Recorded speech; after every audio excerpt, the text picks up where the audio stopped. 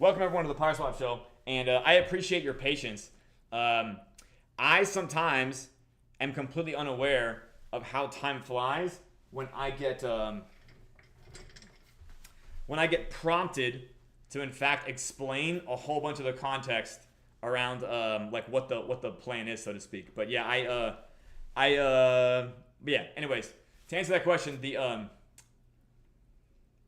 answer your question, the level of detail I think about this problem, like I didn't want to risk misdiagnosing at all. Does that make sense? Like, so I actually have it written down here in my Thankful Thursdays. Like, I'm thankful that by building this project, I was required to build myself, you know, not mentioning all the dozens of other people who helped. But then I'm thankful for the unplanned opportunity to take bigger risks on myself, because starting off with this unkillable project, it kind of allows for like, let's solve the problem in a big way, if that makes sense, right?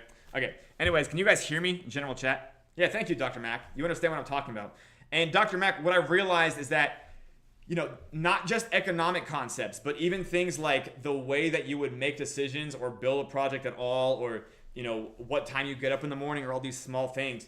You know, me on my journey of reinventing myself, I had to like learn concepts to figure out like why I should kind of live my life like a psycho robot. And then I realized that if you don't spend the time explaining the concepts behind your behavior, people just analyze the behavior. They don't think about the fact that there might be a concept behind that behavior.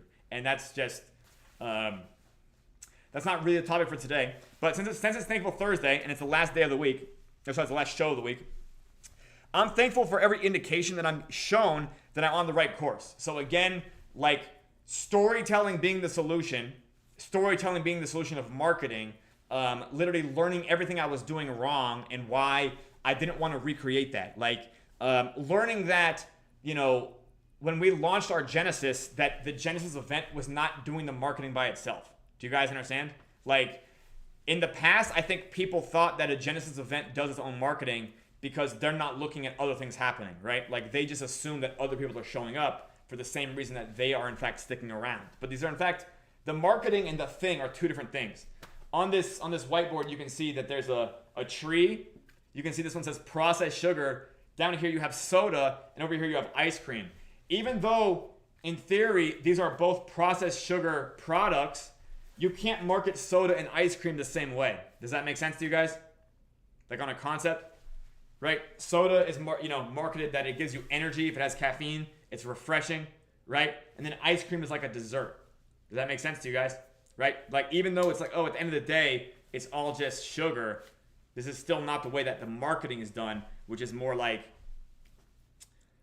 you talk to people about what their benefits are out of it, right? So the talking about your benefits as if they're the same as another project, it gets the user base gets numb and deaf to these messaging, which is, again, I don't want to keep harping on this. But anyways, I'm also thankful for how my commitment to a goal has taken me on a journey of my own self-development, which has changed me into what I need to be to hit the target. Okay. I'm thankful that my journey has not been boring, but it has been full of its own plot development. I'm thankful to my user base and supporters, you guys, whose patience has helped me persist and overcome obstacles. Make sense? I'm motivated by your own patience and support. Okay. I'm thankful to be able to convert the bad things that have happened to me in the past into good things for other people in the future. Does that make sense to you guys? Okay. So anyways, talking about the value of information, and this goes into the thing that I was just talking about. If we go look at this, let me get a screen share, Mr. Producer. Okay, so do you guys remember me showing you the numbers behind how valuable movies are versus documentaries? Well, that came from a website called Statista. I think that's how it's pronounced anyway. And do you guys see what the membership costs here? Can you guys see the screen where these price tags are?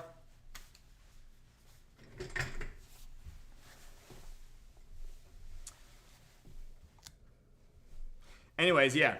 Yeah, exactly. They give away about 7% of the website for free, but like legitimately, if you want like the real data, first of all, the cheapest one is $200 a month. Their main one is $600 per month billed annually. So they hit you up for $7,000 once a year just to get free and premium statistics along with reports. So this is the value of information. Does that make sense to you guys? I'm bringing this up to talk about the value of information. And what I want to say is that providing the right information can be extremely valuable. Do you guys understand that?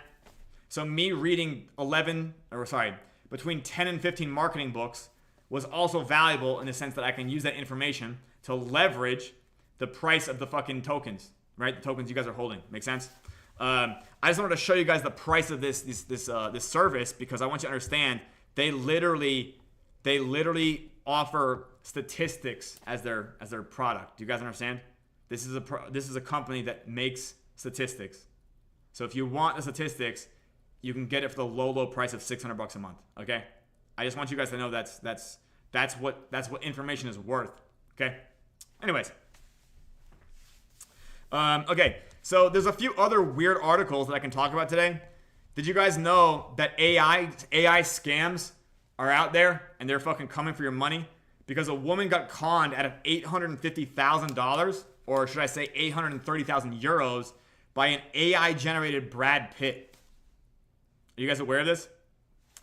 So this woman got conned by Brad Pitt, and she thought she was in a romantic relationship with Hollywood star Brad Pitt. She handed over 830,000 euros as part of an elaborate year-long con.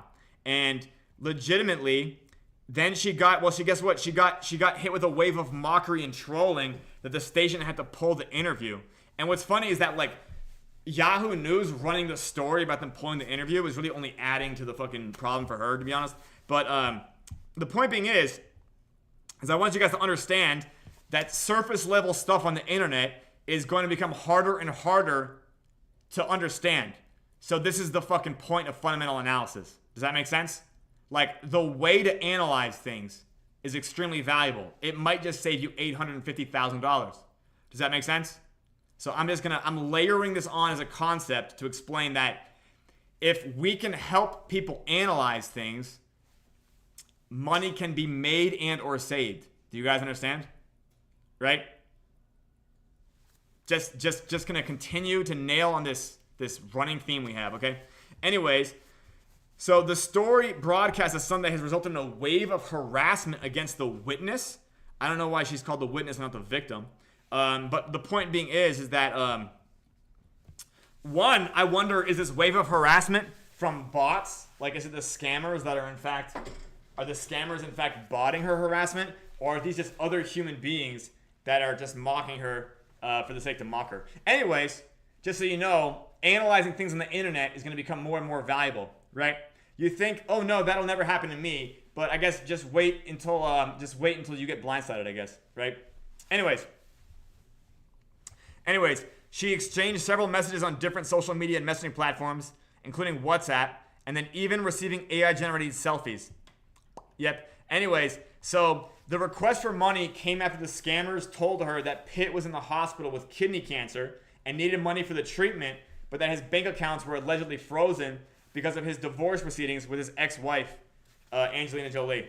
Oh, Dr. Mack, I would verify that you are. Good luck with that. Anyways, okay, that's that news article. This is the teaser pricing. Okay, so one of these top advisors says that Trump will save TikTok from the ban. I have no idea if this is true. This article is only 34 minutes old. It then says that Congressman Mike Waltz said Trump would intervene. And, like, I have no idea. Like, the storyline behind this is getting pretty fucking crazy. Other news. Nintendo finally reveals its new console after a week of leaks. It's called the Switch 2, you guys. All right, so anybody who is losing sleep over the name of Nintendo's new console, you can now complete a REM cycle. Okay, guys? Bravo. There's an app called Red Note, which is a TikTok alternative. It's also Chinese, but right now, by the way, this is the reason I'm bringing this up is to talk about the way Americans behave. Does that make sense?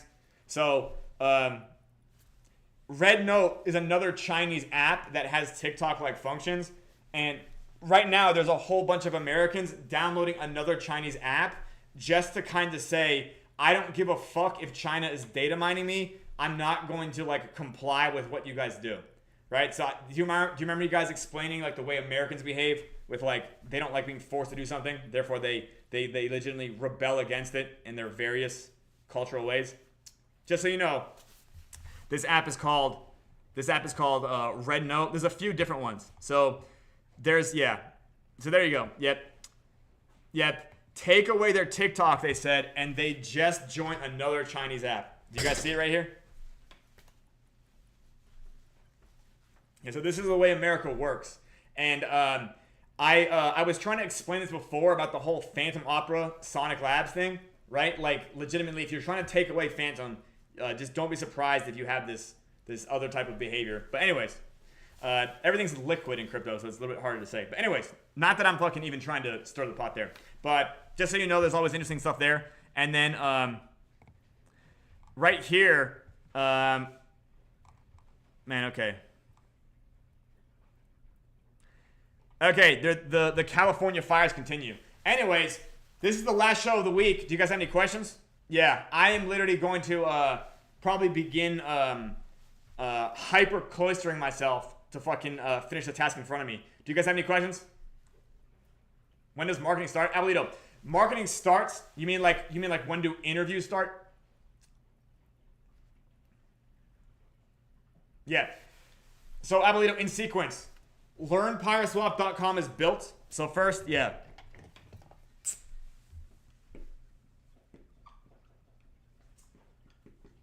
funnel site is built. So yeah, we have nothing to market yet, right? So funnel site is built, then funnel site is marketed.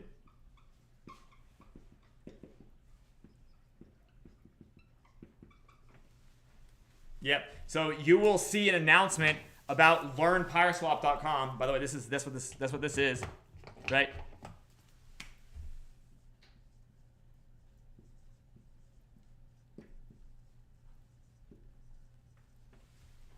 Make sense? So, Abuelito, we are not a project that can just go, okay, I'm going to explain this because this is what people who don't know what marketing is think marketing is. Marketing is going on interviews, and every interview is the same, and the way that an interview performs is like completely random. That's not the case at all. Like, there is ingredients in the strategy to make sure that interviews actually convert, right? That people actually research your project after the interview.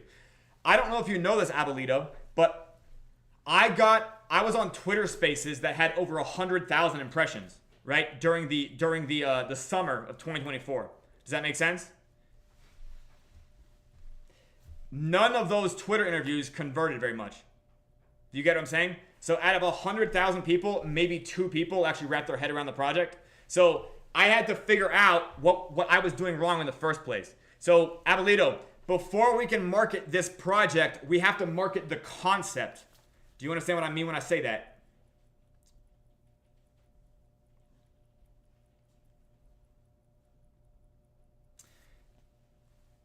So a good example, Abuelito, is how Chainlink did it, right? So Chainlink first had to market the concept of an oracle, and then they marketed Chainlink itself, right? Link, the token. Does that make sense? First they market the need for an oracle, then they explain how an oracle works, then they say, hey, we built an oracle network, and there's a token called Link, which is what gives you access to the oracle network. Does that make sense? So you have to go in this sequence. In the past, Abuelito, because we have so many features, I was literally going on these things and giving people 6 different things to look at. Does that make sense? So in marketing, you need to give people like one step at a time. And I was not doing that because I was just saying, maybe this will work, maybe that will work, maybe this will work. And there wasn't really anybody in Web3. I think the understanding around marketing is so low that most of the suggestions around the problem were also even more illiterate than I was. So that's, Abuelito, I'll tell you this, like learnpyreswap.com, it feels like the amount of work that took, do you remember like the pre-Genesis hit list? Yeah, so at least on my end, granted there's less work here that needs to be done for like more people. It's mostly like me and Crypto Nick really. It's just the amount of work on my end, it feels like that. I feel like I keep saying I feel like I'm about halfway done, but we're also building this to be a nuclear bomb. So how to tell when to sell, I want you to think about that as like a firecracker. It was the proof of concept. Can you get people to even go on a video funnel site in the first place? Does that make sense? On cold traffic, right? Now, learn PYRESWAP. All I'm doing is techno babbling. Yeah, Abolito, I would say that marketing should start within days to weeks is all I can say. Days to weeks. But do you understand what I mean when I say that? Yeah. I'm not good at predicting my own timelines, Abolito. Okay? But like, we built how to tell when to sell. I should maybe ask you when you think I'm going to start marketing, right? If you've been watching me for now a year and a half, maybe your guess on when it will start will be better than mine. Does that make sense? Yeah, I don't think I've ever given, Abolito, by the way, once we get to Peg, I'm just going to kick people out of the server for asking that too. Just being honest. Yeah. I'm kidding. But no, we will have a more systemized version. Yeah, I have a systemized version for answering timeline questions, because like everything that you do when you're building something, you're gonna encounter unforeseen obstacles. Does that make sense? And you're never gonna like correctly judge how many obstacles you get. There's actually a rule. I don't know if you guys have heard this before. It's like the 3-2-1. It's like the 3-2-1 rule or something like that. Anyways, any business or project you launch, it's going to be 3 times as expensive. It's going to take twice as long, and it's going to I think the 1 is the personal change. I don't fucking know. Anyways, yeah, it's not a real rule of thumb, but every time you do this, it's always like longer, has more obstacles. Does that make sense? We could have saved a lot of time in 2024 from me cloistering myself to learn marketing before we launched the Genesis, but it's okay. Yeah, it's okay, Abolito. We're going to make it. Is that what you want to hear? We are going to make it. Yeah, we only get closer every day. Make sense?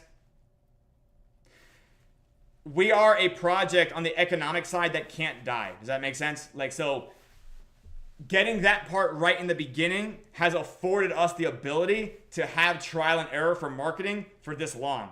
Do you get what I'm saying? So I want to explain that getting something right the first time, even though it takes longer, because building PYRESWAP in the first place, it was supposed to take 6 months and it ended up taking 14 months, right? Or 4 months to 12 months. I don't fucking know. But like getting it right in the first place, does that make sense? Like really getting it right is what allowed us to fight harder, do more, and drive a better result. Quite often, and at least I'm mentored this way, like the more adversity you go through in the process, like the better it will be for you at the end, right? So think about like any obstacle, any setback, any distraction, anything that just doesn't work out.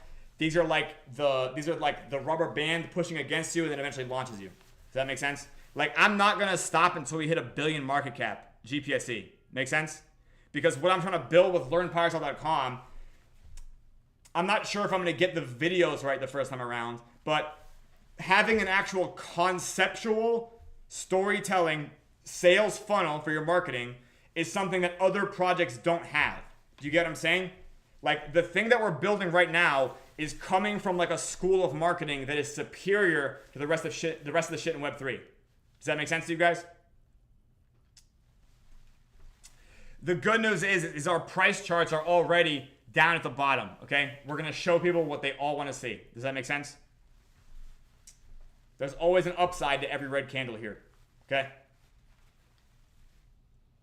Yeah, Abolito, you know what? I think that later on, you might realize that the road was quite short. I think that we think that 100xing your money is something that should take like a month because you see some meme coin do it.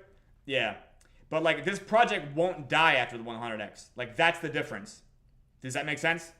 Like somebody who like makes a bunch of money from a pump and dump or whatever, if they don't have the ability to scale the way they made that money, does that make sense? Like they don't have a way to repeat the way they made that money, like they're going to start losing money. Does that make sense? Like it's one thing to make the money the first time, it's another thing to hold the money. Money is in a dynamic state. Does that make sense? Like if you're just sitting on a pile of it, it only goes down. Like what are you going to do with that money after you have it? Right? some people will make the right decisions, other people won't. Anyways, do you guys have any questions? I realize we started late today, but also, yeah. You can zoom back in on me, I guess. All right, well, guys, thanks for coming to the PYRESWAP show. Yep, have a great rest of your week. Goodbye.